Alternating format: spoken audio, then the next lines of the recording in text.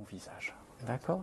Et au moment où la main touchera ton front, voilà, tu pourras entrer dans une transe un peu plus profonde, ta tête fléchira légèrement pour accompagner cette espèce de regard vers l'intérieur.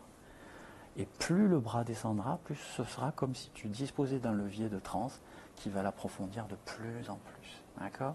Et quand le bras sera totalement baissé, que tu saisiras à l'intérieur de toi cet état stable, tranquille, etc., naturellement, tu te déplaceras un petit peu pour aller t'asseoir sur cette chaise. Tiens, fais-le.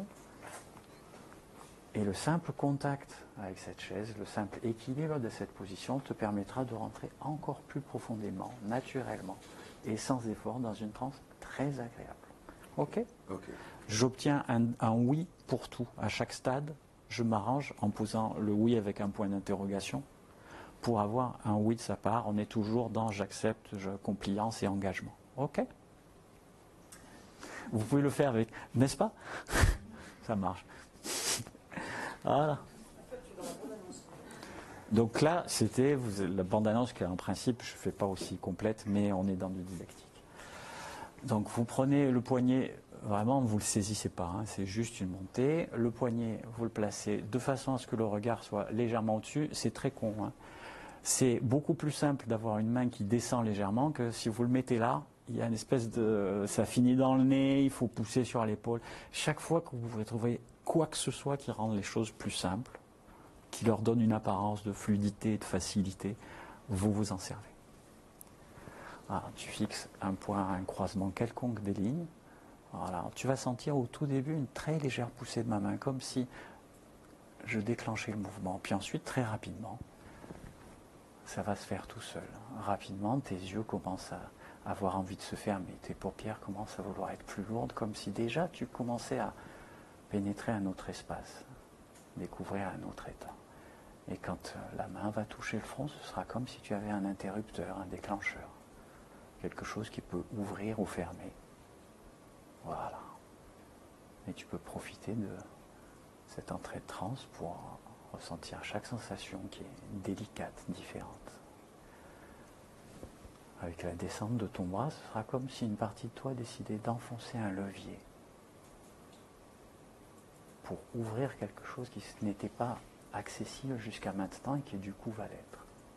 Et bien évidemment, c'est une partie de toi qui décide à quelle vitesse cette partie-là s'ouvre, de quelle façon elle devient accessible, de comment tu la vis. Voilà. Et quand la main aura fini son trajet, que déjà un premier pas très large aura été franchi, il te sera possible de rejoindre le fauteuil qui est juste à côté et de nouveau de ressentir à quel point tu te trouves en totale sécurité dans cet état de transe. Quand tu seras prêt à rejoindre le fauteuil, naturellement, tes paupières pendant 1 ou 2 secondes vont s'ouvrir. Tu vas t'installer sur le fauteuil et simplement en te posant sur le fauteuil, c'est toute la transe qui va revenir encore plus simplement, complètement, plus agréablement surtout. Voilà. Très bien. Alors bien sûr, tu peux noter les premiers signes idéomoteurs qui se produisent dans ta main. Et souvent, ces signes, c'est quelque chose avec lequel on peut dialoguer. Dans un petit moment, tu me sentiras saisir ton poignet et le relever. Le mettre un petit peu comme on installe une équerre. Voilà.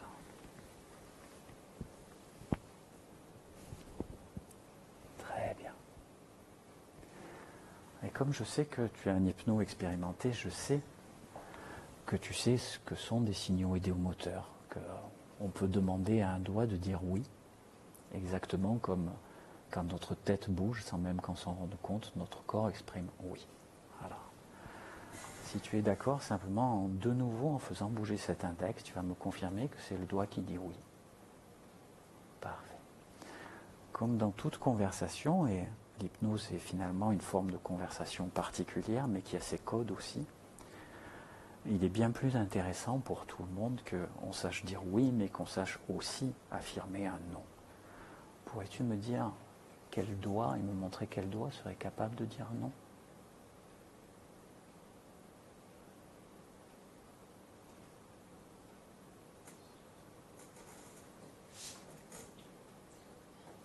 Il suffit simplement qu'une partie de toi choisisse un doigt qui, en bougeant exactement comme il y a le doigt qui dit oui, tu peux exprimer un non si une de mes demandes ne te convient pas ou doit être écartée. Parfait. Donc, si nous avons l'index qui dit oui, nous avons maintenant le pouce qui dit non. Parfait. Est-ce que tu désirerais découvrir une transe encore plus profonde? Très bien. Est-ce que tu sais, toi, comment rejoindre un état encore plus profond? En partie? D'accord.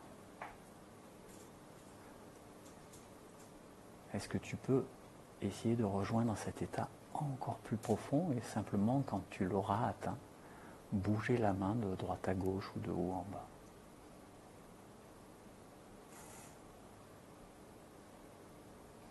Très bien. Voilà. Voilà. Parfait. Très bien. Voilà. Voilà. C'est cela. Et parce que nous sommes simplement dans le cadre d'un exercice et qu'on ne dispose pas d'un temps extraordinaire, je vais te demander tout simplement de laisser descendre ta main, mais pas tout de suite, jusqu'à ce qu'elle vienne se poser sur ta jambe. Et au fur et à mesure que la main va redescendre, petit à petit, très tranquillement, de façon très fluide, tu vas pouvoir sortir de cet état d'hypnose. La tête pourra se redresser, les paupières pourront se réouvrir, la dynamique dans chacun de tes muscles pourra revenir. Il y aura une ou plusieurs grandes inspirations comme pour faire revenir toute l'énergie et toute l'expansion de ton corps. Très bien. Et tout cela, tu peux le faire bien évidemment exactement comme cela te convient. Voilà. La tête peut se redresser, les yeux peuvent se réouvrir. Parfait. Merci. Comme il bougeait les doigts et qu'on allait faire les histoires de mouvements idéomoteurs avec les oui et les non, c'était pratique de vous le montrer à ce moment-là. Hein. Mais vous voyez qu'on peut faire des déclencheurs décalés. Le fait de lui faire réouvrir les yeux, ça modifie la transe, mais ça ne la supprime pas. Ça rend sa qualité différente. Hein, mais ça ne le fait pas sortir de transe. D'autant qu'il sait très bien que c'est juste un élément de sécurité. Hein. Donc il y a une espèce de petite remontée dans la transe, en fait, qui sert de fractionnement. On émerge vaguement, hein, on a un vague contact un peu plus important avec la réalité. On sait qu'un mètre plus loin, au contraire, on va pouvoir replonger dans encore plus de sécurité parce qu'on est assis, tout a été en plus fixé. On a son accord, on a son attente, etc. Ensuite, il se trouve que, je suis un peu utilisationnel, il bouge les doigts, après on doit faire un truc sur les réponses idéomotrices. Je ne sais pas si... je sais que tu savais ce que c'était, donc... Les ancrages qui existent. Voilà. Donc c'était une petite démo pour vous montrer ça.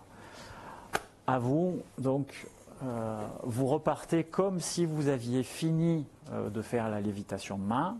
Bande annonce, la main se rapproche et levier de transe quand la main descend pour approfondir la transe. Comme vous le faites debout, pensez quand même à dire éventuellement je tiendrai ton épaule si je te vois bouger, etc. Fournissez des éléments de sécurité de façon à ce que votre patient sujet n'ait pas à se demander comment je vais faire pour ne pas me casser la gueule et qu'il puisse se laisser aller à rentrer de transe.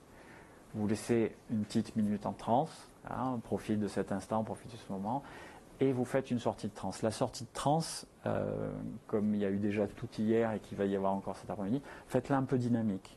Pensez à changer votre voix, vous sortez de votre voix de transe, hein, des instructions un peu plus directes, et vous précisez bien de grandes inspirations, des mouvements, vous accélérez votre ton de voix aussi.